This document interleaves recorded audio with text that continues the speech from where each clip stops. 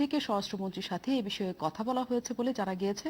তবে স্বরাষ্ট্রমন্ত্রী বলেছেন চিকিৎসার জন্য বিদেশে যাওয়ার কোনো আবেদন এখনো আসেনি তার কাছে। খালেদা জিয়ার চিকিৎসার পাশাপাশি আজ আমরা করোনা পরিস্থিতি নিয়েও আলোচনা করব ৭১ সংযোগে, এবং আপনারা জানেন আমাদের ফোন লাইন খোলা থাকে। আপনারা আপনাদের পরামর্শ, প্রশ্ন, অভিজ্ঞতা, মতামত যা কিছু জানতে চাইতে পারেন আমাদের কাছে। অতিথিদের মাধ্যমে আমরা উত্তর নেব এবং একই সাথে ফেসবুক পাতাতে এটি সরাসরি সম্প্রচারিত হচ্ছে, সেখানে আপনার আপনার মন্তব্য জানাতে পারেন। আপনার মন্তব্য নিশ্চয়ই আমরা তুলে ধরবো। অতিথিদের আমরা স্বাগত জানাতে চাই। আমাদের সাথে আজকে অতিথি হিসেবে যুক্ত হবেন ডক্টর জাফরুল্লাহ চৌধুরী, ট্রাস্টি, গণস্বাস্থ্য কেন্দ্র এবং জাতীয় ঐক্যফ্রন্ট নেতা। অধ্যাপক ডক্টর রাশিদি মাহবুব, তিনি চেয়ারম্যান জাতীয় স্বাস্থ্য অধিকার আন্দোলন জাতীয় কমিটি এবং সাবেক সভাপতি বাংলাদেশ মেডিকেল অ্যাসোসিয়েশন। সুভাষিংহ রায় আমাদের সাথে যুক্ত আছেন, তিনি সাবেক সহসভাপতি বাংলাদেশ ফার্মাসি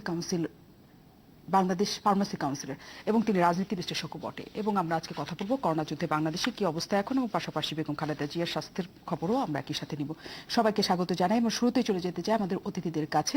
আমাদের সাথে ডক্টর জাফরুল্লাহ চৌধুরী আছেন, তিনি ট্রাস্টি, গণস্বাস্থ্য কেন্দ্র এবং জাতীয় ঐক্যফ্রন্ট নেতা। অনেক ধন্যবাদ, আপনি আমাদেরকে সময় দিয়েছেন এবং স্বাগত জানাই।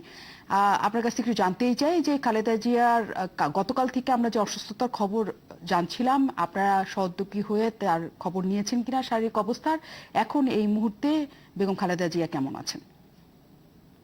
আমি দিয়েছি, তবে আমি এই খবরটা দেখার পরে গতকাল আমি ওনার চিকিৎসকদেরকে আমি ফোন করেছিলাম, চিকিৎসা জেনেছি এবং আমার বক্তব্য সবসময় পরিষ্কার। আমি বললাম যে তোমরা ওনাকে বরঞ্চ বিএসএমইউতে নিয়ে যাওয়াই ভালো ছিল, তোমরা এবার কেয়ারে না নিয়ে।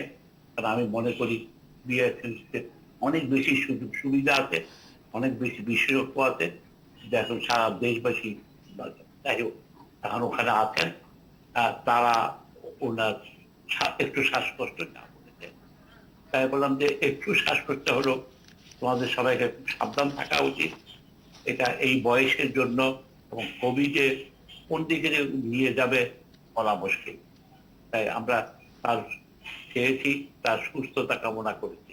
আমি বলছি কোনো কিছু যদি করার থাকে আমাকেও বলো। আজকে আর কিছু শুনেছি, আজকে তার স্বাস্থ্যের কি উন্নতি হয়েছে কিনা, কি অবস্থা সেই সম্পর্কে সেই কেউ আমাকে বলেনি, আমিও কোনো আর ফোন টোন। এখনো পর্যন্ত খালেদা জিয়ার যে অবস্থা আপনি দেখেছেন, আপনি নিজেও একজন ডাক্তার, আপনি কি তার স্বাস্থ্যগত অবস্থার রিপোর্ট পেয়েছেন কিনা, বা কি অবস্থা তার, কি হতে যাচ্ছে সামনে, কোনো কিছু আপনার জানা আছে কিনা? আমার মতে তাকে উনাকে দিয়ে খুব সাবধানে থাকতে হবে, সতর্ক থাকতে হবে, প্রতিটি মিনিট অবজার্ভ করতে হবে।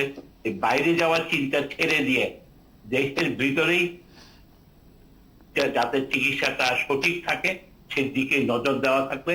দেশে থাকলে দেশবাসীর উনি সবার দোয়া পাবেন, দেশবাসী ওনার মঙ্গল কামনা করবে। কিন্তু সেখান থেকে একটা কথা বলা হচ্ছে যে তাকে বাইরে নিয়ে যাওয়ার ব্যাপারেই পরিবারের আগ্রহ এখন সবাই টের পাচ্ছে এবং সবাই সেটাই জানছে যে তাকে বাইরে নিয়ে যাওয়ার উন্নত চিকিৎসার জন্য একটা ব্যবস্থাপনা চাইছে পরিবার এবং দলের পক্ষ থেকে। সেটি আপনি কেন মনে করছেন যে ঠিক হবে না? এটা মনে ঠিক কাজ হবে না। উনার তার পরিবার তার ক্ষতি করেছেন। আমি মনে করি তাকে জেলের বেরিয়ে এসে তার পূর্ণ না পেয়ে, জামিন না পেয়ে আনাটাও বুদ্ধিমানের কাজ হয়নি। উনি মানসিক ভাবে উনাকে তারা বিতর্কিত, তারা উনাকে কষ্ট দিয়েছে। এখন উনার দরকার ফ্রিডম। আমি সবসময় বলেছি মুক্ত। উনি যদি উনি বর্তমানে ফিরোজাতে থাকা আর আমাদের নাজিমুদ্দিন রোডের জেলের মধ্যে কোনো তফাৎ নাই। উনাকে মানসিক ভাবে তারা দুর্বল করেছে। এখনো আমি মনে করি বিদেশের কথা এইসব চিন্তা না করে সরকারের কাছে আমার একটাই দাবি থাকবে, এক্ষুনি তাকে জামিনটা দিয়ে তাকে মুক্ত বিহঙ্গম করে দেন, তাহলে রোগ সুস্থতার সাহায্য হবে। কিন্তু ডাক্তার জাফরুল্লাহ, শুরুর দিন থেকেই তো আমরা দেখছি যে তার ব্যক্তিগত যারা চিকিৎসক আছেন, তার ব্যক্তিগত মেডিকেল টিম, ব্যক্তিগত চিকিৎসক, ব্যক্তিগত সব কনসালটেন্ট, সবাই তার চিকিৎসার জন্য সেখানে কাজ করছে। মানে এতে কি আসলে আমাদের, যেমন পুরো মিডিয়াও আমরা সঠিক তথ্য পাচ্ছি না যে তার আসলে শারীরিক অবস্থাটা কি, সরকার পক্ষ থেকেও সেটা জানা সম্ভব না, কারণ একটা বেসরকারি হাসপাতালে তিনি চিকিৎসাধীন অবস্থায় আছেন। এই যে তার ব্যক্তিগত সকল কিছুই যে নিয়ন্ত্রণ করা হচ্ছে, তিনি তো জাতীয় পর্যায়ে একজন নেত্রী, তার অবস্থা কি আপনি মনে করেন যে ঠিকঠাক আসলে এটা আমরা তথ্য পাচ্ছি? তো একটা যে শুনি তো ওনার চিকিৎসা কোথায় করাবেন সেই সিদ্ধান্ত নিতে পারে, তবে সরকারেরও একটা দায়িত্ব আছে। আমি যেটা মনে করি ওনার এখানে যেহেতু ওনার শরীরটা আবার খারাপও হয়েছে, কিছুটা হলো আমরা প্রত্যাশা করছি উনি ভালো হয়ে উঠবেন। এখন তার জামিনটা কেন দিচ্ছেন না আমি জানি না। ওনার পূর্ণ জামিনটা না দিয়ে এইসব কথাবার্তা না লাগানোই ভালো। এখন ওনার মানসিক সুস্থতা, ওনার কিন্তু মূল তার রোগ মানসিক থেকে সুস্থতার আগে তো আগে শারীরিক সুস্থতার দরকার, যেহেতু তিনি সিসিইউতে আছেন সেখান থেকে প্রথমে তাকে নিয়ে আসাটা দরকার। জি, ওখানে ওই জন্যই বলছি ওনাকে জামিনটা দিয়ে তাহলে তো ওটা অনেক বেশি কাজ হবে। অন্যদিকে না দিয়ে এখানে করে দেশের ভিতরেই বর্তমান অবস্থায় কি করাটা খুব ভালো কাজ হবে। আমি এখনো মনে করি উনার উচিত হবে বিএসএমইউ অথবা আমাদের আমাদের সেন্ট্রাল আমাদের ক্যান্টনমেন্টের চিকিৎসা দেওয়া। সরকারি ব্যবস্থা অনেক বেশি সুবিধা আছে আমাদের। যে কালকে স্বাস্থ্য অধিদপ্তরের সাথে আমাদের গতকালই কথা হয়েছে, তারা কিন্তু বলেছেন যে এ পর্যন্ত বেগম খালেদা জিয়ার পক্ষ থেকে কোনো রকমের সহায়তা সরকারের পক্ষ থেকে চাওয়া হয়নি, সরকারের কাছেও চাওয়া হয়নি, কোনো রকম আবেদনও করা হয়নি, এবং স্পষ্টভাবে সরকারের একটা অবস্থান আছে যে যে কোনো ধরনের সহায়তা করার জন্য তারা প্রস্তুত অবস্থায় আছে। বেসরকারি হাসপাতাল থেকে জি, আমার মধ্যে সবচেয়ে সরকারেরও একটা নৈতিক দায়িত্ব আছে। উনাকে বেলটা কেন আটকে রেখেছেন? আমি মনে করি না যে এই জামিনের উনার জেল হয়েছে তার মামলাটা প্রত্যাহার করছেন না, কিন্তু উনাকে ফ্রিডম করে দেন না, যাতে উনি সবার সাথে দেখা করতে পারেন, কথা বলতে পারেন। তাহলে আমার মনে হয় সরকারের দায়িত্বটাও কিছুই হবে। এবং কিন্তু ডাক্তার জাফরুল্লাহ তিনি তো সাজাপ্রাপ্তই ছিলেন, সরকার তো তার স্বেচ্ছায় নির্বাহী আদেশ দিয়ে তাকে অনেকখানি মুক্ত করেছেন, তিনি তার বাড়িতে থাকতে পারছেন এখন, সেই জায়গা থেকে তিনি মুক্তরা এইসব চালাকি গুলি করার পর তার পরিবার বোকামির কাজ করেছে আর সরকার চালাকি করছে আমার হিসাবে। তার প্রতি আমরা অন্যায় করছি। আর খালেদা জিয়ার প্রতি আমার মতে আমাদের সবার একটা দায়িত্ব আছে, উনাকে সবকিছু বিবেচনা করে এটাকে ওনাকে এমনকি মাপ না করে জামিনটা তো দিতে পারেন, আমি এটাই মনে করি। আপনার কাছে আসবো ডাক্তার জাফরুল্লাহ চৌধুরী। আমাদের সহকর্মী শফিক আহমেদ খবর রাখছেন সারাক্ষণ যে বেগম খালেদা জিয়ার শারীরিক অবস্থাটা কি হলো। আমরা বরং হাসপাতালে একটু খবর জেনে আছি তিনি কেমন আছেন। আমাদের শফিক আহমেদ নিশ্চয়ই আমাদের সাথে যুক্ত হবেন, আমার সহকর্মী আমাকে জানাবেন। আমরা এই ফাঁকে একটু কথা বলে আসি। সুভাষ সিংহ রায় আমাদের সাথে আছেন, অনেক ধন্যবাদ আপনি আমাদের সাথে যুক্ত হয়েছেন এবং স্বাগত জানাই একাত্তর সংযোগে। যে প্রসঙ্গটি ডাক্তার জাফরুল্লাহ বলতে চাইছেন যে তিনি আসলে মানসিকভাবে খুব বেশি অসুস্থ হওয়ার কারণে তার শারীরিক অবস্থাটা বেশি অবনতির জায়গা হচ্ছে, তিনি চাইছেন যে এই অবস্থা থেকে জামিনে মুক্ত করতে বেগম খালেদা জিয়াকে। এই পরিস্থিতিতে আসলে আপনার কি মনে হয় যে সরকার আসলে কি নতুন ভাবে ভাবনা চিন্তার সুযোগ আছে কিনা? সুস্বাস্থ্য কামনা করছি এবং সবারই সুস্বাস্থ্য কামনা করছি। বেগম জিয়া খালেদা জিয়া তারও সুস্বাস্থ্য কামনা করছি। বেগম খালেদা জিয়া তিনি প্রায় 776 দিন তিনি কারাগারে ছিলেন এবং এখন যে বাড়িতে আছেন প্রায় বলতে গেলে 405 দিন। এই সময়ের ভিতরে অনেক কথা হয়েছে, অনেক রকম তর্ক বিতর্ক হয়েছে, অনেক রকম কথা হয়েছে, কিন্তু বাস্তবতা এই বেগম খালেদা জিয়া দুর্নীতি মামলায় তিনি সাজাপ্রাপ্ত হয়ে তিনি কারাগারে আছেন। আপনি খেয়াল করে দেখবেন যে সরকার তার এই যে মানবিকতার জায়গাটি খুব স্পষ্ট করে প্রতিভাত হয়েছে যেদিন তার সাথে একজন কর্ম সহযোগী কারাগারে দিয়েছিলেন। এবং খুব কম দৃষ্টান্ত আছে পৃথিবীতে যে ফাতেমা নামের একটি মেয়ে তার সাথে যে কারাগারে গেলেন, সে তো সাজাপ্রাপ্ত আসামি না। তো স্বাভাবিক কারণে সরকার এ ব্যাপারে কিন্তু একেবারে মানবিকতার দৃষ্টান্ত স্থাপন করেছেন, সেটা কিন্তু একটু আমাদের বিবেচনা নেওয়া দরকার। এবং তিনি যখন তার পরিবারের পক্ষ থেকে তার বঙ্গবন্ধু মেডিকেল বিশ্ববিদ্যালয়ের যেখানে তিনি চিকিৎসাধীন ছিলেন সেখানে তার পরিবারের সদস্যরা, এমনকি এখানে এটা বলে রাখা ভালো, বেগম খালেদা জিয়ার যে দল জাতীয়তাবাদী দল, সেই দলের স্থায়ী কমিটির প্রায় সকল সদস্যই যারা ঢাকাতে অবস্থান করছিলেন তারা সকলে মিলে একসাথে এক ধরনের বৈঠকের মতো করেছিলেন কারাগারের ভিতরে। এই সবকিছু কিন্তু সরকার কিন্তু জেনে শুনেই তাকে কিন্তু এই মানবিকতার জায়গাটা কিন্তু দেখিয়েছেন। এখন স্বরাষ্ট্রমন্ত্রী যে কথাটি বলছেন, আইনমন্ত্রী বলছেন যে বেগম খালেদা জিয়ার পরিবারের পক্ষ থেকে যখন আবেদন করা হয়েছিল এবং সেটা বিবেচনায় নিয়েই কিন্তু বেগম খালেদা জিয়াকে তার বাসায় তার ইচ্ছা অনুযায়ী তাকে কিন্তু ওই জায়গায় রাখা হয়েছে। এখন বেগম খালেদা জিয়ার পরিবারের পক্ষ থেকে সেই আবেদনটা কিন্তু আসতে হবে। আবেদন আসলেই বরঞ্চ এই প্রক্রিয়াটি সম্প্রসারিত হবে। এবং এর বাইরে সরকারের এই মুহূর্তে আইনগত দিক দিয়ে যে নির্বাহী আদেশের বলে তিনি বাসায় আছেন, সেই নির্বাহী আদেশ দিয়েই তাকে আবার যদি চিকিৎসার জন্য বাইরে নিতে হয় তাহলে সেই প্রক্রিয়ায় নিতে হবে। আর বেগম খালেদা জিয়ার চিকিৎসার ব্যাপারে ডক্টর জাফরুল্লাহ চৌধুরী যেটা বলছেন, বঙ্গবন্ধু মেডিকেল বিশ্ববিদ্যালয়ে কিংবা সিএমএইচ এ কথা তিনি বলছেন, আমি একটা জিনিস লক্ষ্য করেছি, বেগম খালেদা জিয়ার যে চিকিৎসক দল তারা সবসময় ইউনাইটেড হসপিটাল এবং বেসরকারি হাসপাতালগুলোর ভিতরে এই হসপিটালগুলোতেই আগ্রহীটা খুব বেশি। কিন্তু আমাদের চিকিৎসা ব্যবস্থাপনা যদি দেখতে হয় তাহলে বঙ্গবন্ধু শেখ মুজিব বিশ্ববিদ্যালয়, যেখানে অসংখ্য কৃতিমান চিকিৎসক রয়েছেন এবং ওখানে যে ধরনের সরঞ্জামাদি রয়েছে চিকিৎসার, সেই জায়গা থেকে ভালো অবস্থা একটা তৈরি হবে। কিন্তু এই বিতর্ক তো আগেও অনেকবার হয়েছে যে সেখানে তিনি চিকিৎসা নিতে চাননি এবং বেসরকারি হাসপাতালগুলিতেই চান। সে ব্যাপারে নিশ্চয়ই তার স্বেচ্ছার একটা অবস্থান আছে, নিজস্ব একটা অবস্থান আছে। কিন্তু আমাদের যে অবস্থানটা সেটি হচ্ছে যে তার শারীরিক অবস্থার সবশেষ অবস্থা আমরা কারো কাছ থেকেই জানতে পারছি না, কারণ তার ব্যক্তিগত যে চিকিৎসক দল আছেন তা স্পষ্ট করছেন না তার শারীরিক অবস্থাটা আসলে এখন কি। তারপর আমাদের সহকর্মীরা চেষ্টা করে যাচ্ছেন, আমাদের সহকর্মী শফিক আহমেদ আছেন, আমরা তার কাছ থেকে নিশ্চয়ই জানতে পারবো যে তার শারীরিক অবস্থা শেষ মুহূর্ত পর্যন্ত কি আছে। শফিক আহমেদ নিশ্চয়ই শুনতে পাচ্ছেন আমাকে, একটু জানতে চাই আজ এই মুহূর্তে আসলে কেমন আছেন বেগম জিয়া এবং তার আসলে শারীরিক অবস্থার উন্নতি দেখছেন কিনা চিকিৎসকরা?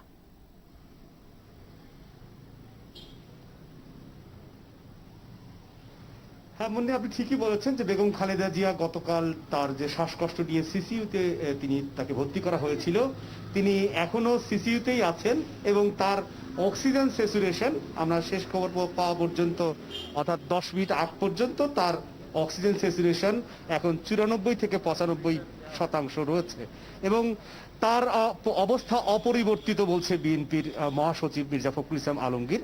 তবে দুপুরের পর বেগম খালেদা জিয়ার যে মেডিকেল বোর্ড, তার চিকিৎসার জন্য গঠিত মেডিকেল বোর্ড, সেই মেডিকেল বোর্ড একটি সভা করেছে। অর্থাৎ গতকাল থেকে আজ দুপুর পর্যন্ত তার 2টি টেস্ট করা হয়েছে। সেই টেস্টের রিপোর্ট ফলাফল কি কি এসেছে, কি কারণে তিনি তার শ্বাসকষ্ট দেখা দিল, যেহেতু তার করোনা হওয়ার আজ 26তম দিন, করোনার পরবর্তী তার কোনো নেতিবাচক প্রতিক্রিয়া থেকে নাকি তার ফুসফুসে খানিকটা পানি জমার খবর এসেছিল এর আগে, সেখান থেকে ঠিক কোন কারণে সেটি নির্ণয় করার জন্যই মূলত পরীক্ষা করা হয়েছে এবং সেই পরীক্ষার রিপোর্ট ধরেই এই মেডিকেল বোর্ড তার পরীক্ষাগুলো পর্যালোচনা করেছেন। কিছুক্ষণের মধ্যেই বেগম খালেদা জিয়ার ব্যক্তিগত চিকিৎসক AZM জাহিদ হোসেন তিনি আসবার কথা, হাসপাতাল থেকে বেরিয়ে তিনি হাসপাতালে আছেন। তার খালেদা জিয়ার শারীরিক অবস্থার সর্বশেষ পরিস্থিতি কি সেটি তিনি বলবেন, সেরকমটি জানানো হয়েছে বিএনপির প্রেস উইং এর পক্ষ থেকে। আর একটু আলোচনায় যে বিষয়টা এসেছে এরই মধ্যে, যে বেগম খালেদা জিয়াকে বিদেশে নিয়ে যেতে চান কিনা তার দল বা বেগম খালেদা জিয়ার পরিবার, সে বিষয়ে বিএনপির মহাসচিব মির্জা ফখরুল ইসলাম আলমগীর খুব স্পষ্টভাবে বলেছেন যে বেগম খালেদা জিয়া যে 2 শর্তে তিনি নির্বাহী আদেশে মুক্ত ছিলেন, অর্থাৎ তিনি দেশের বাইরে যেতে পারবেন না এবং বাসায় থেকে চিকিৎসা নেবেন, সেই 2টি শর্ত মেনেই বেগম খালেদা জিয়া বাসায় ছিলেন। কিন্তু অবস্থার খানিকটা অবনতি ঘটলে তাকে এই এভারকেয়ার হাসপাতালে ভর্তি করা হয়েছে। তার শারীরিক অবস্থা অর্থাৎ বেগম খালেদা জিয়ার শারীরিক অবস্থা যে অবনতি হয়েছে সেটি মূলত মির্জা ফখরুল বিএনপির পক্ষ থেকে স্বরাষ্ট্রমন্ত্রীর মাধ্যমে সরকারের উচ্চ পর্যায়কে অবহিত করেছেন। এক্ষেত্রে বিদেশে নেয়া বা কোনো ধরনের এ সংক্রান্ত তাদের মধ্যে আলোচনা হয়নি। শফিক আহমেদ, অনেক ধন্যবাদ।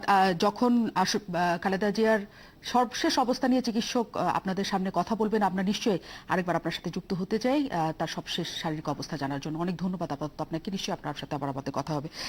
আমরা কথা বলছিলাম আমাদের সহকর্মী শফিক আহমেদের সাথে। অধ্যাপক ডক্টর রাশিদী মাহবুব আছেন আমাদের সাথে, তার কাছে আমরা একটু যেতে চাই। অধ্যাপক ডক্টর রাশিদী মাহবুব, অনেক ধন্যবাদ, আপনি আমাদের সাথে যুক্ত হয়েছেন। আমরা বেগম খালেদা জিয়ার বিষয়ে যেহেতু কথা বলছি, আপনার কাছে একটু জানতেই চাই, যেহেতু নির্বাহী আদেশে নিজ বাড়িতে অবস্থান করছেন বেগম খালেদা জিয়া এবং তার যে শারীরিক অবস্থা, এই অবস্থার মধ্যে আসলে তাকে নানা জায়গায় স্থানান্তর করা, তার উন্নত চিকিৎসার জন্য বাইরে নিয়ে যাওয়া, কোনটা আসলে এখন তার জন্য সবচেয়ে বেশি মঙ্গলজনক হবে? প্রথম কথা হচ্ছে তার চিকিৎসা। জি, চিকিৎসার জন্য যেটা দরকার প্রসিডিউর করে ডায়াগনোসিসের সিদ্ধান্ত আসা, সেই অনুযায়ী আপনি তাকে চিকিৎসা প্রদান করেন। এখন যাওয়া না যাওয়া সেটা তো একটা ভিন্ন জিনিস। এখানে আমি সবার সাথে একমতে, বাংলাদেশে যদি চিকিৎসা করাতে হয় অ্যাটলিস্ট 2টা হাসপাতালকে আপনারা যে কোনো প্রেক্ষাপটে গ্লোবাল ভেবে ধরা যেতে পারে। পিজি হাসপাতাল বা বঙ্গবন্ধু শেখ মুজিব মেডিকেল বিশ্ববিদ্যালয় হসপিটাল আর সিএমএইচ। এখন আমাদের যে প্রাইভেট সেক্টরে যে হাসপাতালগুলো আছে, আমি তাদের প্রতি অসম্মান বা ইয়া দেখে বলছি না, তাদের চেয়ে এই দুইটা হাসপাতাল ভালো। আমরা যেটুকু শুনেছি উনি কোভিডে আক্রান্ত হয়েছিলেন এবং কোভিড এখন আর ওইভাবে নেই, কিন্তু তার শ্বাসকষ্ট আছে। সিগনিফিকেন্ট, তাকে বাড়িতে রাখা এই মুহূর্তে ঠিক না। এখন বাইরে নিয়ে যাওয়া কোভিডের রোগীকে, কোভিডকে বাইরে খুব একটা ভালো চিকিৎসা করতে পারবে বা পারবে না সেটা নিয়ে তর্ক হতে পারে, কিন্তু ফয়সালা করানো খুব কঠিন। এখন যেটা আপনারা বললেন, যেটা সায়েন্সের বিষয় অনেকগুলো আছে, তার অক্সিজেন কমে যায়, বেড়ে যায়। রেস্টে থাকলে অক্সিজেন ভালো থাকে বা থাকতে পারে, যখন একটু অ্যাক্টিভিটি করবে তখন একটু কমে যেতে পারে। তা আমার যেটা ধারণা যে এখানে তার চিকিৎসাটা যদি আমাদের মূল লক্ষ্য হয়, সেটা কিন্তু এখানে আমরা করতে পারি। এবং যে কোনো মেডিকেল কোর্ট বাংলাদেশে, তারা কিন্তু যদি কোনো রোগীর বিদেশে সাহায্য দরকার হয়, তারা কিন্তু সেটা সেখানে বলে দেয়। এবং গভর্নমেন্ট হাসপাতাল থেকে যদি সেটা পাবলিক সেক্টর থেকে যদি বলা হয়, এটা কিন্তু সরকারকে স্পষ্টকরণ করা যে এই রোগীর এই খারাপ। এখন আমার যেটা ধারণা, এটা নিয়ে রাজনীতি বা চালাচালির ব্যাপার নেই। উনি দেশের প্রাক্তন প্রধানমন্ত্রী ছিলেন এবং বার্ধক্যজনিত কারণে ওনার অনেকগুলো সমস্যা আছে, আমরা আগেও জানি। এখন যেহেতু তিনি আপনার যেটা তো বেইলে মুক্ত আছেন, সেখানে কতগুলো টার্মস এন্ড রাষ্ট্রীয় আইনের প্রেমে আছে। আমরা মনে করি যে তার চিকিৎসাটা করানো হচ্ছে আমার জন্য মূল জায়গা। বিদেশি চিকিৎসকদের কিন্তু আজকালকার দিনে কানেক্ট করা কোনো সমস্যা না। সুতরাং বিদেশি চিকিৎসক আইনা মানে তাদের সাহায্য সহযোগিতা নেওয়া যেতে পারে। ওনাকে এখানে অ্যাম্বুলেটরি করে নিয়ে যাওয়া, এটা এই রোগের জন্য কতটুকু ইয়া হবে তাতে কিন্তু সন্দেহ চলছে।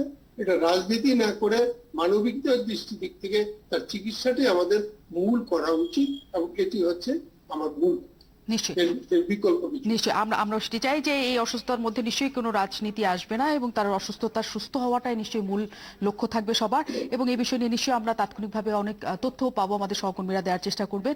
এবং দর্শক, আপনাদের আমরা জানিয়ে রাখি যে এই অবস্থা যখন বেগম খালেদা জিয়ার, তখন নতুন করে আসলে সবকিছু আমাদের লকডাউন অনেকখানি খোলামেলা করে দেওয়া হয়েছে, কিন্তু একটা ছোট্ট করে হলো তথ্য এখন যুক্ত হয়েছে যে গতকাল আসলে যতজন শনাক্ত হয়েছিল, আজ কিন্তু তার চেয়ে 250 জন বেশি শনাক্ত হয়েছে। তার মানে যত মার্কেট খুলে দেওয়া, যত গাড়ি চলাচল শুরু হয়েছে, তা কিন্তু একটা বিপজ্জনক। আমরা আসলে জানতে চাই যে কি হতে চাচ্ছে। আগামীকাল থেকে গণপরিবহন চলা শুরু করবে এবং একই সাথে টিকার ডোজ নিয়ে নানা কিছু চলছে। কি হবে সামনে জানতে ফিরছি একটা বিরতির পর। হয়েছে এবং এর মধ্যে জানা গেছে 6 থেকে 7 লাখ ডোজ টিকার ঘাটতি রয়েছে। যারা প্রথম ডোজ টিকা দিয়েছেন তারা দ্বিতীয় ডোজে, প্রায় 6 থেকে 7 লাখ মানুষ দ্বিতীয় ডোজ টিকা দিতে পারবে না। তাহলে আসলে সামনে কি এখনো পর্যন্ত কোনো সুনিশ্চিত উৎস তৈরি হয়নি যেখান থেকে আমাদের কাছে টিকা আসবে, এবং কবে নাগাদ আসবে সে নিয়ে তো নিশ্চয়তা তৈরি হয়নি। আমরা একটু জানতে চাই যে সামনে আসলে কি ঘটছে, কারণ করোনা তৃতীয় ঢেউ আসার আশঙ্কাও সবাই করছে, এবং দেশের যে অবস্থা তাতে সামনে আমরা কি করবো আসলে টিকা নিয়ে। ডাক্তার জাফরুল্লাহ চৌধুরী, টিকা নিয়ে যে পরিস্থিতি তৈরি হয়েছে, আপনার কি মনে হয় আসলে সামনে কি পরিস্থিতি তৈরি হবে? সামনে অজ্ঞাত ভবিষ্যৎ। আমাদের সমস্যাটা হচ্ছে সারা পৃথিবীর সমস্যা, আমাদেরও সমস্যাটা হয়েছে। আমাদের ভারতের সাথে চুক্তি ছিল, তারা ওটা পরিপূর্ণ করতে পারেন নাই। সেটাও তারা ইচ্ছাকৃত না, আমি বলি তার দেশও মহাবিপদ হওয়ার কারণে ওনারা ওটা পরিপূর্ণ করতে পারেন না। ব্যবসার জগতে এই জাতীয় ঘটনা ঘটে থাকে, তবে তারাও আছে। আজকে আমার মতে যেখানে অন্য যদি ভারত থেকেই নাই পাওয়া যায়, ওই টিকাটা যদি নাই পাওয়া যায়, তাহলে আমি মনে করি এটা অবশ্য আমার চেয়েও বড় বিশেষজ্ঞরা আছেন, এটা চীনেরটা দিয়ে বা রাশিয়ারটা দিয়ে বা অন্য যে কোনো দিয়ে আমাদের দ্বিতীয় টিকাটা দিয়ে দেওয়া উচিত। দ্বিতীয় টিকা দেওয়া উচিত। আমি যদি একটু ডাক্তার রাশিদী মাহবুবের কাছে যাই, আমি আবার আসছি ডাক্তার জাফরুল্লাহ চৌধুরী। ডাক্তার রাশিদী মাহবুব, যা 6 থেকে 7 লাখ ডোজ টিকা আমরা যেটা সিরামের যে টিকাটি অ্যাস্ট্রাজেনেকার ছিল আমাদের দেশে, তার মানে 6 থেকে 7 লাখ মানুষ সেই টিকাটা আপাতত দিতে পারছে না, এবং কবে নাগাদ সিরাম টিকা আসবে এটা কেউ জানে না। কাজে এই দ্বিতীয় ডোজ টিকার ক্ষেত্রে তারা তার মানে কি করবে? রাশিয়ান বা চীন যে টিকাটাই আসুক না কেন জুনে বা জুলাইয়ে, সেই দ্বিতীয় ডোজ হিসেবে কি সেই টিকা তারা ব্যবহার করতে পারবেন? হ্যাঁ, এটা নিয়ে দুটো প্রশ্নটা আছে, আমি এইভাবেই যাই। জি। কারণ অ্যাস্ট্রাজেনিকার কিন্তু আগে ছিল 8 সপ্তাহ, এখন কিন্তু ওরা বলছে 12 সপ্তাহ পরেও এটা নেওয়া যায়, 12 সপ্তাহের মধ্যে। সুতরাং আমাদেরকে চেষ্টা করতে হবে যে আমরা ওই যে অন্তত এটা পাওয়ার সর্বাত্মক চেষ্টা, কারণ এটা দুইভাবে আছে। সিরাম ইনস্টিটিউট তারা বানাবে, অ্যাট দি সেম টাইম পৃথিবীর মোরলরা তারা কিনা এটা রাখছে। এখন একটা পাওয়ার যদি চেষ্টা করা যায়, সেটা ফেল করলে তখন কিন্তু তখন প্রশ্নটা আসছে। এখন যেটা প্রথম 2 রকমের প্রশ্ন আসছে, যে একটার সাথে আরেকটা দেওয়া যাবে কি দেওয়া যাবে না, এটা মানে স্পষ্ট কেউ বলে নাই। দিলে মানে কিভাবে দিবে বা কত আউটওয়ার্ড কোন ইনসিডেন্ট আছে কিনা সেটাও কিন্তু এখনো বলেন। যদিও বলা যাচ্ছে যে আপনার সাইনোভ্যাক্স ক্যানেরটা অথবা স্পিয়ারটা দেওয়া যেতে পারে, কারণ তাদেরটা একই রকমের। আমার মনে হচ্ছে যে প্রথম যে চেষ্টাটা করা উচিত, যেটুকু ডেফিসিট আছে এটা সর্বাত্মক চেষ্টা করে যদি আইনে দেওয়া যায়, তাহলে জনমনও একটা তুষ্টি পাবে এবং এটা অ্যাপ্রোপ্রিয়েট হবে। বাকি যেটা আসছে, যেটা আমরা দেখতেছি, চায়নার 5 লাখ চলে আসবে বা রাশিয়ার থেকে কিছু টিকা কিনে আনতেছে, এগুলো দিয়ে আবার আমাদের প্রাথমিক ভ্যাকসিনেশনটা শুরু করতে হবে। এদেরটাকে যদি না পাওয়া যায়, তাহলে এগুলোকে দিয়ে রিপ্লেস করার চেষ্টা, এটা গেল একটা। তবে আপনার যেটা, আমাদের তো টিকার দরকার অনেক, অন্তত 20 কোটি 25 কোটির মতো লাগে, যদি আপনার ওইভাবে ইমিউনিটি ডেভেলপ করাতে চান, যেটা আজকে অস্ট্রেলিয়া, ইংল্যান্ড কিংবা আমেরিকা করেছে। এবং সেটা যে পর্যন্ত না হবে, আমরা কিন্তু কোভিড মুক্ত হতে পারবো, কারণ আমাদের ওই herd immunity by vaccination acquire করতে হবে। এখন এটা কত পৃথিবীতে এখন যে ভ্যাকসিন দরকার, সেই পরিমাণ ভ্যাকসিন তৈরি করার সক্ষমতা পৃথিবীর নেই। সুতরাং এগুলো তো অনেক প্রশ্ন রয়েছে। আমরা সেই জায়গায় সেই প্রশ্নটা নিয়ে যদি আমরা সেই প্রশ্নটা যে সুভাষ সিংহ রায়ের কাছে যাই। সুভাষ সিংহ রায়, একচেটিয়া ভাবে একটা প্রতিষ্ঠানের উপর দায়িত্ব দিয়ে সেটি হচ্ছে নিশ্চিত হয়ে বসে থাকাটা কতখানি যৌক্তিক ছিল? কারণ সকল দেশই চেয়েছে যে নানা উৎস থেকে টিকাগুলি আসুক, কারণ হচ্ছে দেশ যাতে টিকায় কোনো ঘাটতি তৈরি না হয়। এই যে যে বিপদটার মধ্যে আমরা সবাই মিলে একসাথে পড়ে গেলাম, এখন নতুন করে কোথা থেকে টিকা আসবে, কেমন করে মানুষ টিকা পাবে, তার কি কোনো সমাধান আপনি দেখতে পাচ্ছেন? মানে সেই কবিতার ভাষায় বলতে হয়, আমাদের দেখা হোক জীবাণু ঘুমালে। আর জীবাণু ঘুম পাড়াতে গেলে আপনাকে ভ্যাকসিনেশনের কোনো বিকল্প কিন্তু এখন আমরা দেখছি না। একটু আমরা পিছন দিকে ফিরি। আমরা যখন এই ব্রিটিশ সুইডিশ কোম্পানি, যেটা অক্সফোর্ড ইউনিভার্সিটির যে টিকাটি, যেটা সিরাম ইনস্টিটিউট এর পুনেতে যেটা তৈরি হয়েছে, সেটার সাথে আমরা চুক্তিবদ্ধ যখন হয়েছিলাম, আমাদের সামনে আর কোনো বিকল্প ছিল কিনা। আমি একজন ওষুধ বিজ্ঞানের একজন কর্মী হিসেবে আমি খুব স্পষ্ট করে মনে করি ওই পরিপ্রেক্ষিতে আর কোনো পরিস্থিতি তখন ছিল না। কেননা ফাইজার, বায়োনটেক, মডার্না এই টিকা নিয়ে কোনো চিন্তা করা তখন কোনো সুযোগ ছিল না। নিশ্চয়ই ছিল না, কিন্তু ওই সময়কার যখন আমরা করি, আমাদের যখন আসে সবগুলি টিকা, তারপরে তো আমাদের একটা দরকার ছিল, কারণ আমাদের যখন 1 কোটি 2 লাখের মতো টিকা আসছে, আমার জনগণ হচ্ছে 17 কোটি। তার মানে আমি বিকল্প একটা উৎস বা বিকল্প একাধিক উৎসর দিকে নজর দিব, যাতে সেখান থেকে আমাদের টিকাগুলি আসে। আমরা নজর দেইনি। আমরা কেন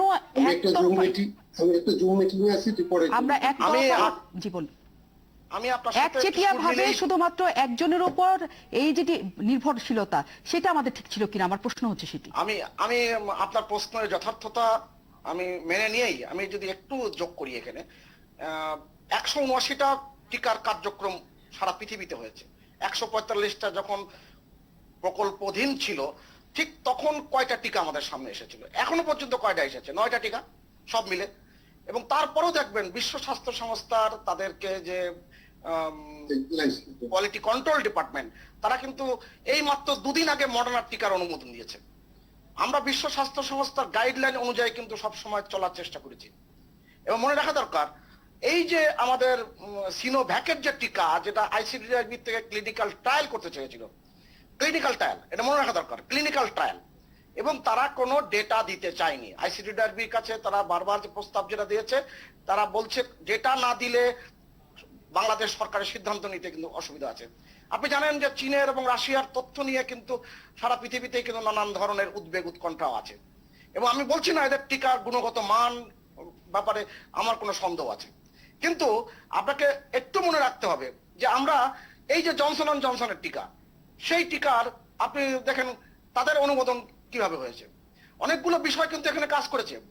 আমরা যে জায়গায় একটু ভুল করেছি আমার কাছে এই মুহূর্তে মনে হয় সেটা হচ্ছে আমরা, আপনি জানেন যে এই যে কোভ্যাক্স থেকে যে টিকা বাংলাদেশের 20% হলে 6,90,00,000 টিকা, 40 লক্ষ টিকা আমাদের পাওয়ার কথা, এবং প্রথম শুরুতে 1,09,00,000 টিকা আমাদের পাওয়ার কথা ছিল। সেই জায়গাতে আমরা যদি রোল আউটটা যদি 7ই ফেব্রুয়ারিতে না করে যদি আমরা একটু দেরিতে করতাম, তাহলে কিন্তু ওই যে আমাদের যে টিকা পাওয়ার যে প্রায়োরিটি লিস্ট ছিল কোভ্যাক্সের, সেখানে উপরের দিকে আমরা ছিলাম। এইটা যদি আরো 2 সপ্তাহ পরে কিংবা 10 দিন পরে কিংবা 7 দিন পরে করতাম, তাহলে প্রথমে যে ঘানাকে তারা টিকা দিয়েছে সেই টিকাটা কিন্তু আমরা ওর সাথে সাথে পেয়ে যেতাম। হয়তো এই ব্যাপারে কথা হতে পারে, কিন্তু বাস্তবের বাস্তবতা এই, ভারতের পরিস্থিতি যেটা ডক্টর জাফরুল্লাহ চৌধুরী বললেন এত ভয়ঙ্কর পর্যায়ে পৌঁছাবে সেটা কিন্তু কখনোই কেউ কল্পনা করেনি। ভারত নিজেই এখন টিকা নিয়ে দারুণ রকম সমস্যায় আছে, এবং যে ভ্যাকসিন জাতীয়তাবাদ দিয়ে যে সমস্ত কথাগুলো হয়েছে, আপনি দেখেন মার্কিন যুক্তরাষ্ট্র নিচে অনেক টিকা কিনে রেখেছে। ভারতের যদি এই অবস্থা নাও তৈরি হতো, ভারত থেকে আমাদের 4 কোটি ডোজ টিকা বোধহয় আসার কথা, মানে যে চুক্তিটা হয়েছিল তাতে তো আমাদের কিছু হতো না। 3 কোটি ডোজ, 3 কোটি ডোজ তাতে তো আমাদের কিছু হতো না। আমাদের 1.5 কোটি মানুষ মাত্র টিকা পেত। তার মানে কি আমরা অন্য কিছু করব না? সেই পরিকল্পনা না করবে অবশ্যই, আমাদের এই পরিকল্পনাটি সাজানো ছিল। আমাদের 6,40,00,000 যে কোভ্যাক্স সেটা কোভ্যাক্স থেকে আসার কথা ছিল, কিন্তু আমরা সেটা, আপনি নিজেও জানেন যে আমরা সেটা সিরিয়ালে আমরা পিছনে পড়ে গেছি, কারণ আমরা আমাদের নিজেদের মতো করে কিনে সেটা শুরু করেছিলাম। কাজে কোভ্যাক্স আমাদের কোভ্যাক্সের কাছে আমরা যে সিরিয়ালের উপরে ছিলাম তা থেকে আমরা নিজেরা নেমে গেছি। কাজে এটাও সেই জায়গা থেকে হচ্ছে না। কাজে অনেকগুলি জায়গা যাওয়া, কিন্তু এটা কিন্তু আপা নিজেরা নেমে যাওয়া শুধু নয়, আপনি লক্ষ্য করে দেখবেন যখন এই অ্যাস্ট্রাজেনেকা টিকাটি অনুমোদন হয়েছে, অনুমোদনের পরপরই কিন্তু এটা কিন্তু মার্কেটে চলে এসছে। তার মানে কি তারা 3rd ফেজ কমপ্লিট করা অবস্থায় কিন্তু প্রোডাকশনে চলে গেছে। এটা সব প্রতিষ্ঠানগুলো তাই করে, এটা বিজনেস রিস্ক নাই, রিসার্চ নাই। আমি শেষ করছি জায়গায়, আমি ওই জায়গায় শেষ করছি। আপনাকে একটা জিনিস মনে রাখতে হবে, প্রত্যেকটা টিকার কিন্তু শেলফ লাইফ আছে, 6 মাসের বেশি অবশ্যই নয়। এবং যেই প্রোডাকশনটি এখানে এসেছে, সেই প্রোডাক্ট এসেছে, সেই প্রোডাক্ট দেখা যাবে 1.5 মাস আগে তৈরি করা। আমরা জানি, এবং আমরা এটা জানি যে যে কোনো বিষয়গুলো আমাকে মানতে হয়েছে, যে কোনো কিছু সুনির্দিষ্ট পরিকল্পনা দরকার। কমাস পর আমার কতগুলো টিকা লাগবে, কোথা থেকে সেটি আসবে, আমি 1.5 কোটির পর আসলে কোথা থেকে টিকা আনতে চাই, কেমন করে আনতে চাই, কিভাবে সেটা আসবে, কয় তারিখে আসবে, সেটি 6 মাস ডেট কিনা, সেগুলো সবকিছুই তো পরিকল্পনার অংশ। সেটাই আমরা জানতে চাইছিলাম যে আমরা একটা চালান পাবো ইন্ডিয়া থেকে, এটি ভেবেই আমরা সবাই এত স্বস্তির মধ্যে কেমন করেছিলাম, কারণ সেটা বন্ধ হতে পারে, আবার বন্ধ না হলেও মাত্র 1.5 কোটি মানুষ টিকা পেল, তারপরে তো আমরা সব থেমে যেতে পারে না, আমাদের পরবর্তী টিকাটাও দরকার ছিল। একজন দর্শক অনেকক্ষণ অপেক্ষা করছে, আমি বোধহয় দর্শকের ফোনটা নেই, দর্শক যদি থেকে থাকেন এখনো পর্যন্ত। দর্শক কোথা থেকে বলছেন, নাম বলে প্রশ্ন করুন। জি, আমি খায়রুল আমিন বানিয়াচল নতুন থেকে বলছি। জি, আমি সম্মানিত, আমি তো কোনো একটা প্রশ্ন করতে চাচ্ছি, সেটা হচ্ছে আমরা যারা টিকা নিয়েছি বা টিকা নেই, তারা কিন্তু টিকা নিচ্ছি, মাস্ক ব্যবহার করছি, আর যারা টিকা নিচ্ছেন তা টিকা নেওয়ার আগ্রহ যারা মাস্ক করছে না, বাজারে গেলে আমরা যে অবস্থা দেখতে পাচ্ছি, তাতে যে সামনে যে ভয়াবহ এর পরে কি হয় আমরা কিন্তু খুব উদ্বিগ্ন অবস্থায় আছি। তাছাড়া ইন্ডিয়ান যে ভ্যারিয়েন্টটা সেটা যদি ঢুকে যায় তাহলে আমাদের কি করণীয় হবে? আমরা মাস্কই পরতে পারছি না, আমরা টিকা নিয়ে এত হইচই শুরু করছি, মনে হয় যেন টিকা নিলেই আমরা ছেড়ে যাবে। আর যখন টিকাটা আসছে ইন্ডিয়া থেকে, ফ্রান্স, ইউনিট থেকে, তখন কিন্তু সারা পৃথিবীর ক্রাইসিস ছিল, তখন সরকার এটা কিন্তু আনতে হয়েছে, এবং এক সরকার বিকল্প চিন্তা করতেছে। এটা আমাদেরকে সাধুবাদ জানাতে হবে, সরকার চেষ্টা করছে, কিন্তু আমরা তো ব্যক্তিগতভাবে, আমরা সম্মিলিতভাবে সারা জাতি আমরা এখন পাচ্ছি না মাস্কটা পরাতে। আমরা টিকা নিয়ে যদি ব্যস্ত হয়ে পড়ি তাহলে আমার মনে হয় আমাদের সামনে আরো কঠিন হয়ে যাবে, কারণ আমরা যারা টিকা নিচ্ছি তারা টিকা নেওয়ার পর মাস্ক করছি, যারা টিকা নিচ্ছি না তারা মাস্ক ছাড়া ঘুরে বেড়াচ্ছে। অনেক ধন্যবাদ দর্শক, অনেক ধন্যবাদ, আপনার পয়েন্ট আমরা নিয়েছি, এবং আমরা জানি যে আগামীকাল থেকে আসলে কি হতে যাবে, কারণ এর মধ্যে শপিং সেন্টারগুলি যে অবস্থা, এবং আগামীকাল থেকে গণপরিবহন খুলছে, তাহলে আসলে সামনে কি হতে যাবে। আমরা নিশ্চয়ই একটা বিরতির পরে বিষয় নিয়ে একটু ছোট্ট চাই, যেহেতু আগামীকাল থেকে শহরগুলিতে অভ্যন্তরীণভাবে গণপরিবহন চলবে, এবং তার আগেই সকল ব্যক্তিগত গাড়ি দিয়ে রাস্তায় যে ভয়াবহ যানজটের তৈরি হয়েছে, এবং শপিং মলগুলিতে যে মানুষের যানজটের তৈরি হয়েছে, মানুষের জটের তৈরি হয়েছে, সেই অবস্থা থেকে আসলে আগামীকালও নতুন করে আমরা কি দেখব এবং করোনা পরিস্থিতি কোন জায়গায় যায় ঠেকতে পারে, ডাক্তার জাফরুল্লাহ চৌধুরী আপনার মতামত জানতে চাই শুরুতে। আমাদের তো আজকে যা দেখেছেন কালকেও তাই দেখবেন, নতুন কোনো কিছু না। কেবল গরিব মানুষটাকে চাপটা তার পরিস্থিতি। আমরা এই গত সরকার যে কথা বলছেন সেটা আপনারা বিশ্বাস করেন না, এটাই হয়েছে সমস্যা। আজকে এই যে আমরা ভ্যাকসিনের ব্যাপারটা, এটা তো আপাত দৃষ্টিতে ভালো, আমরা সবার আগে পেয়েছি, কিন্তু এটা একটা কোম্পানির ব্যবসায়িক স্বার্থটাকে যত বেশি দাম দেওয়া হয়েছে অন্য দেশের দেওয়া হয়নি। দেশের টিকা উৎপাদনের ব্যবস্থা করিনি আমরা, সবকিছুকে আমরা অবহেলা করে আমরা মনে করছি মুখবাজি করে গলাবাজি করে সবাইকে বোকা বানিয়ে চলবো। এখন সেই তারাই বলছে যারা এতদিন বলছে যে আমাদের দেবে না, কারণ বন্ধুত্ব আছে না, অমুক আছে না। এইটা কি হয় নাকি ভাই? আমার বাড়িতে যদি আগুন লাগে আমি তোমার আগুন তো নিবে যেতে পারবো না, এই সেটাই পরটা অমানবিক হবে। এখন আমি যেটা বলছি যে আজকে গভর্নমেন্ট যেটা WHO দীর্ঘদিন ধরে বলছে টেস্ট করেন টেস্ট করেন টেস্ট করেন, আমাদের দেশে আপনারা কেউ একটা পাগলও বিশ্বাস করে না যে বাংলাদেশে এখানে 60 জন মারা যাচ্ছে, এই ফিগারকে কেউ বিচার করতে না, এবং রুগীও কম মরে, টেস্ট কম হয়।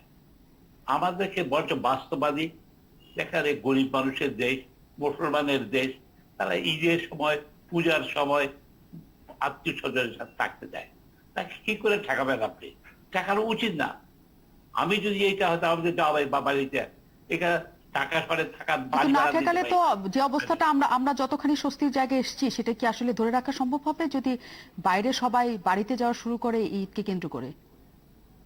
এটাকে সামগ্রিক ভাবে করতে হবে, পিস মিল করে হবে না। আজকে পর্যন্ত সরকার সবাইকে নিয়ে একটা মিটিং করে না। আজকে পর্যন্ত আমি জানি না, অবশ্য সুভাষের সাথে ভালো সম্পর্ক আছে, তাকে দেখেছে কিনা, যে সুভাষ তোমাদের এখানে বড় বড় কোম্পানি আছে, সবাইকে যদি আমরা সাহায্য করি তোমরা কতদিনের টিকা বানাইতে পারবা? তোমরা দেখো আমরা সবার জন্য করি, সম্মিলিত প্রচেষ্টা কোনো নাই।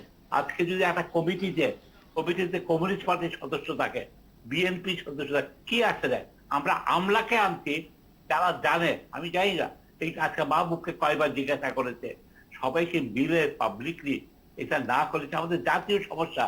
এইটা তো আমাকে বাদ দিয়ে থাকবে না। আজকে আমি দেখেন আমাদের একটা ভ্রাম্যমাণ ক্লিনিক আছে, লোকেরা বলে যে আমরা তাহলে ডাক্তার রাশেদী মাহবুবের কাছে আপনার কথা মতো একটু জানতে চাই যে পরিস্থিতি আসলে বাংলাদেশের এখন এই মুহূর্তে আছে, ঈদ 10-11 দিন পরে এই যে সব খুলে দেওয়া হচ্ছে আভ্যন্তরীণ ভাবে, কি মনে হয় আসলে আমরা কি পারবো নাকি? না, প্রথম কথা হচ্ছে দুটো জায়গায় কিন্তু দুই রকমের আসছে। আমাদের কিন্তু ইন্ডিয়ান ইনফেকশনটা যাতে দেশে ঢুকতে না পারে তার সর্বাত্মক চেষ্টা মিনিমাইজ করা। ঢুকবে না এটা আমি এনশিওর করতে পারবো না, কিন্তু মিনিমাইজ করার একটা চেষ্টা। 2 নম্বর হচ্ছে বাংলাদেশের যে ঘটনাটা ঘটছে এর মধ্যে অনেকগুলো কিন্তু জায়গা গ্যাপ আছে। বাংলাদেশের গ্রাম অঞ্চল যেটা আমরা বলি সেখানে কিন্তু কোভিড সিচুয়েশনটা এত খারাপ না, যেটা আমরা আরবান এরিয়াগুলোতে দেখছি। এখন আরবান এরিয়াগুলো কিন্তু আমার হচ্ছে রেড স্পট বলে আমি মনে করি, না রুরাল এরিয়া না। এখন আরবান এরিয়াগুলোকে যেটা বর্তমানে গভর্নমেন্ট যেটা করছে এটাকে আমি বলবো, যদিও এটা lockdown, but it is a type of smart lockdown. এক শহরের লোক আরেক শহরে যেতে পারবে। এখন যদি কেউ যায় প্রয়োজনে তাকে কিন্তু কষ্ট করে যেতে হবে, এতে কিন্তু কিছুটা বাধাপ্রাপ্ত হলেও হবে। 2 নম্বর হচ্ছে গভর্নমেন্টের আজকে যে সার্কুলার আমরা দেখলাম সেখানে হচ্ছে আপনার মার্কেটগুলোতে মাস্ক ছাড়া কেউ ঢুকতে পারবে। আজকেও একটা মার্কেট বন্ধ করা হয়েছে। দায়ী করে জি না, আমি বলছি সেটা কিন্তু একটা ভালো জায়গা। তা আমি মনে করি যে সরকারের আমি একটা জায়গায় শেষ করে নিই, সম্মিলিত প্রচেষ্টাটা আমরা কিন্তু দেখিনি। সম্মিলিত প্রচেষ্টার বিকল্প এখানে নাই, কারণ সবাই ভালো চাই, কিন্তু সম্মিলিতভাবে ভালো চাই, এটা ছিল আমার কাছে। আমরা সেই প্রশ্নটাই রাখি একসাথে সুভাষ সিংহ রায়ের কাছে। সম্মিলিত প্রচেষ্টা দেখা যায়নি, ডাক্তার জাফরুল্লাহ যেমন বলছেন, ডাক্তার রাশেদী মাহবুব একই কথা বলছেন। এই সম্মিলিত চেষ্টা কেন আসলে হয়নি? আপনি কি লক্ষ্য করে দেখেছেন? নিশ্চয়ই দেখেছেন যে আমাদের যে জাতীয় পরামর্শক কমিটি, সেই পরামর্শক কমিটি সবই যে সরকারের পক্ষে কথা বলার লোক কিন্তু না। এবং এই পরামর্শক কমিটি, টেকনিক্যাল কমিটি সবাই যে সরকারকে সাধুবাদ দিচ্ছেন, সব কথায় যে সুর মিলাচ্ছেন, এমন কিন্তু না। অতএব সেই ব্যাপারগুলো কিন্তু একটা গুরুত্বপূর্ণ। কিন্তু পরামর্শ কমিটি, টেকনিক্যাল কমিটির যে পরামর্শ সেটা কিন্তু সব নেওয়াও হচ্ছে না, তাদের বেশিরভাগই নেওয়া হয় না, তাদের বৈঠকে ডাকা হয় না, তাদের বৈঠকের সুপারিশ নেওয়া হয় না, সেটাও নিশ্চয়ই আপনি জানেন। না না, সুপারিশ সব কোনটা নেওয়া হচ্ছে কোনটা নেওয়া হচ্ছে না, স্বাস্থ্য অধিদপ্তর গতকালই এসে বলে গেছে, তাদের বৈঠকে একদম সুস্পষ্ট ভাবে বলা আছে, তারা সুস্পষ্ট সুপারিশ করেছেন যে কোনোভাবেই গণপরিবহন অভ্যন্তরীণ ভাবেও এই মুহূর্তে চলাচল করা যাবে না, কারণ যে পরিস্থিতি তৈরি হয়েছে তা আমরা কিছুটা হলেও নিয়ন্ত্রণ করেছি, এটাকে বাড়তে দেওয়া যাবে না। সেই সুপারিশ রাখা হয়নি। 6 তারিখ থেকে গণপরিবহন চলবে, 5 তারিখ পর্যন্ত। একটা বড় পরিবার চালাতে গেলে সবার কথা যে সব সময় যে শোনা যায় সেটাও ঠিক না। রাজধর্ম বজ্র সুকঠিন। আমি আপনাকে একটা কথা বলি, আমরা যখন টিকা এনেছিলাম তখন সারা পৃথিবীতে 132টা টিকা পাইনি, এটা মনে রাখা দরকার।